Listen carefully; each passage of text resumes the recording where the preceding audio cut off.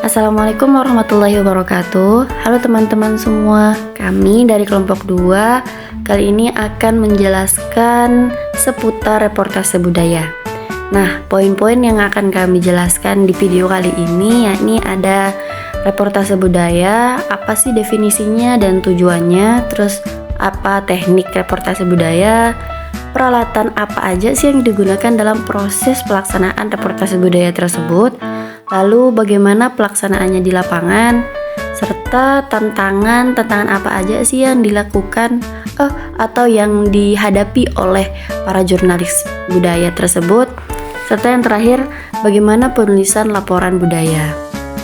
Oke, untuk lebih jelasnya mari kita simak penjelasan berikut. Yang pertama ada reportase budaya. Apa sih reportase budaya itu teman-teman? Yakni laporan jurnalistik yang mendalami berbagai aspek budaya suatu daerah. Maksudnya, reportase budaya sendiri adalah kegiatan jurnalistik yang fokus pada peliputan dan pemberitaan tentang berbagai aspek kebudayaan. Seorang jurnalis budaya bertugas mengumpulkan, mengolah, dan menyajikan informasi secara mendalam tentang fenomena, praktik, tradisi, seni, dan ekspresi budaya yang ada dalam masyarakat. Selanjutnya tujuan dari reportase budaya, yakni memperkenalkan dan melestarikan budaya lokal dengan pendekatan yang mendalam dan autentik. Maksudnya teman-teman, tujuan utama dari reportase budaya adalah menghadirkan pemahaman yang komprehensif dan mendalam tentang keragaman budaya baik yang bersifat tradisional maupun kontemporer. Berikutnya ada teknik reportase budaya. Di PPT-nya teman-teman ada 6 poin ya. Yang pertama ada riset awal, yakni mengumpulkan informasi dari sumber terpercaya. Maksudnya di sini mengumpulkan informasi dasar tentang budaya yang akan diliput, termasuk sejarah, konteks sosial, dan referensi akademis. Tahap ini membangun kerangka pengetahuan awal dari seorang jurnalis dan tentang topik budaya yang akan dieksplorasinya. Selanjutnya ada observasi lapangan, yakni mengamati langsung aktivitas budaya. Maksudnya di sini pengamatan langsung di lokasi atau komunitas budaya. Seorang jurnalis memperhatikan praktik, interaksi sosial, tradisi, seni, dan dinamika kehidupan budaya secara mendalam.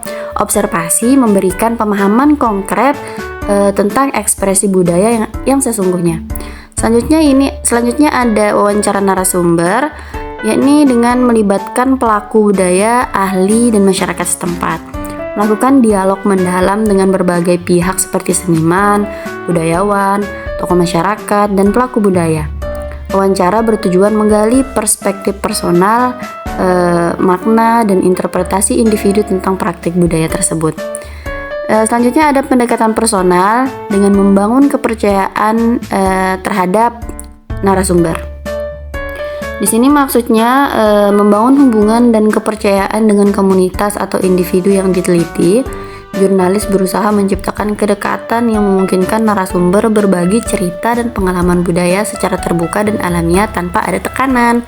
Selanjutnya ada dokumentasi visual. Dokumentasi visual di sini berupa foto, video, dan rekaman suara. Selanjutnya yang terakhir ada penulisan naratif, membuat laporan yang informatif dan menarik agar pembaca dari hasil dari reportase budaya tersebut mau membaca reportase budaya yang ditulis oleh seorang jurnalis. Jadi menyusun laporan dengan gaya bertutur yang hidup, mendalam, dan bermakna.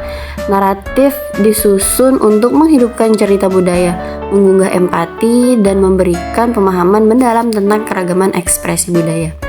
Jadi ya teman-teman, setiap tahap saling terkait ya untuk menghasilkan reportase budaya yang komprehensif, bermakna, dan menghormati keunikan berbagai ekspresi budaya. Selanjutnya ada peralatan. Peralatan dalam proses reportase budaya sendiri di sini ada dibagi menjadi 3 poin ya teman-teman di PPT-nya. Yang pertama adalah peralatan seperti kamera, perekam suara, buku catatan, dan lain-lain. Selanjutnya yang kedua ada izin dan etika. Jadi seorang jurnalis sebelum melaksanakan atau melakukan reportase budaya, mereka harus meminta izin resmi dan menghormati adat setempat, seperti minta izin kepada tokoh masyarakat dan pelaku budaya dan orang-orang yang bertanggung jawab di sana begitu. Yang terakhir ada logistik, yakni dengan mengatur perjalanan, akomodasi, dan transparansi agar proses dari reportase budaya tersebut berjalan dengan lancar tanpa ada kendala sedikit pun begitu. Selanjutnya ada bagaimana pelaksanaan di lapangan. Yang pertama ada observasi aktif, yakni seorang jurnalis mengikuti dan mencatat setiap detail budaya tersebut. Jadi di sini maksudnya seorang jurnalis tersebut boleh atau dapat menjadi partisipan dalam proses ritual kebudayaan tertentu agar tujuannya untuk seorang jurnalis tersebut dapat merasakan dan mencatat setiap detail dari ritual kebudayaan tertentu. Selanjutnya ada wawancara mendalam. Wawancara mendalam di sini yakni seorang jurnalis bertanya dengan fokus pada cerita dan makna budaya kepada para pelaku budaya, tokoh masyarakat, dan masyarakat sekitar yang melakukan proses ritual kebudayaan tertentu. Selanjutnya ada pendokumentasian. Pendokumentasian sendiri ada mengambil foto, mengambil video dari berbagai sudut yang representatif. Jadi teman-teman menjadi seorang jurnalis tersebut harus kita multi talenta ya. Tidak sekedar kita hanya bisa menulis saja, namun kita juga bisa mengambil foto yang bagus, tag video yang bagus, dan lain-lain. Selanjutnya ada tantangan dari reportase budaya tersebut.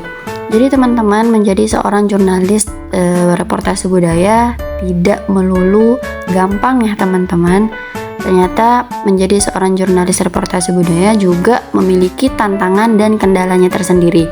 Yang pertama ada aksesibilitas, yakni lokasi yang sulit dijangkau, entah itu karena jalannya yang masih kurang bagus, infrastrukturnya yang belum mateng, atau emang lokasinya yang sangat jauh begitu. Yang kedua ada komunikasi. Nah, komunikasi dalam reportase budaya tersebut sangat penting ya, karena ada proses wawancara dari seorang jurnalis kepada narasumber atau tokoh-tokoh masyarakat yang ada di sana. Jadi perbedaan bahasa dan budaya menjadi tantangan utama dari proses reportase budaya tersebut. Selanjutnya ada kendala teknis, yakni kerusakan peralatan atau cuaca ekstrim. Maka oleh karena itu teman-teman, jika menjadi seorang jurnalis reportase budaya, kita harus melakukan prepare atau persiapan yang matang sebelum melakukan reportase budaya.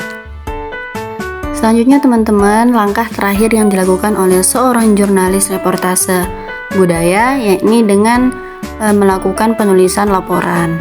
Nah, penulisan laporan di sini yang pertama ada struktur laporan, yakni ada pendahuluan, isi, dan kesimpulan. Pada tahap pertama, pendahuluan di sini berisi tentang konteks umum tentang budaya yang diliput, latar belakang sejarah dan geografis, alasan pentingnya topik budaya tersebut diangkat, gambaran singkat tentang fokus penelitian, serta metode pendekatan yang digunakan oleh jurnalis dalam mengkaji reportase budaya tersebut.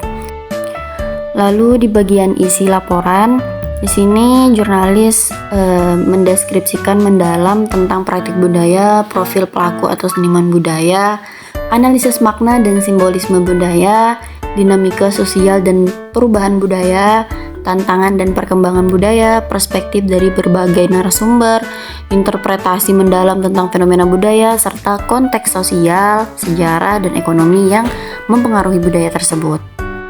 Serta terakhir yakni ada kesimpulan, ringkasan temuan utama, refleksi kritis tentang makna budaya, signifikansi budaya dalam konteks sosial, proyeksi atau prediksi perkembangan budaya, implikasi dari temuan penelitian, serta pesan atau nilai penting yang dapat dipetik. Struktur ini membantu menghasilkan laporan reportase budaya yang komprehensif, mendalam, dan bermakna. Selanjutnya ada narasi yang menarik. Yakni seorang jurnalis harus menggunakan narasi atau deskripsi visual dan kutipan dari narasumber. Terakhir, verifikasi data.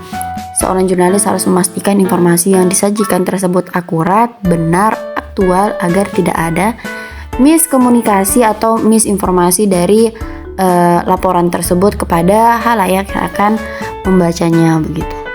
Baik teman-teman, demikian penjelasan dari kelompok 2 terkait dengan reportase budaya. Semoga ilmunya bermanfaat dan dapat digunakan oleh orang banyak.